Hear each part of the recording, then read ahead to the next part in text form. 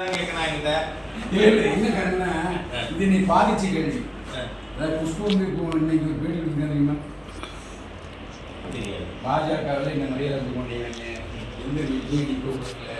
நான் ஆனாலும் நான் சொல்லும் வேலை வச்சுருக்கேன். குஷ்புவில் தான் வேலை வச்சுருக்கீங்க. அப்படிங்க நான் இதெல்லாம் பார்க்கறதே இல்லை. குஷ்பு பற்றி செய்தியில் படிக்கிறதே இல்லையா? என்ன காரணம்னா ஒருவேளை அவங்க கட்சி தர போகிறாங்களா அப்படிங்கிறது உங்களுக்கு தெரியாது கிடையாது.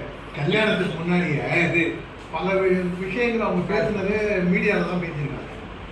அவங்க வந்து ஒரு அஜிடேட்டிவ் டைப்பு, ஒரு கொஞ்சம் முன்கோபமாக இருக்கிறவங்க தானே. அவங்க எதாக இருந்தாலும் அவங்க எடுத்தவங்க ப்ளஸ் சோசியல் மீடியாவில் பேசுகிறவங்க மனதில் ஒன்றும் இல்லாமல் தான் பேசியிருக்காங்க. மனதில் ஒன்றும் இல்லை. ஆனால் ஏன் இப்போ இதே மாலை மனசுக்கு நீ வந்து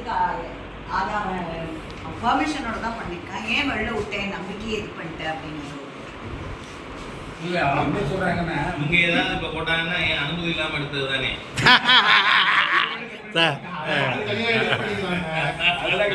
என்ன காரணம்னா அவங்க வந்து இதே மாதிரி தான் இப்படி எக்ஸி செய்யணும் நீங்கள் புறக்கணிக்கிறாங்க கங்கை இனிமே எதிர்பார்ப்புகள் இருந்தால் ஏமாற்றங்கள் இருக்கும்.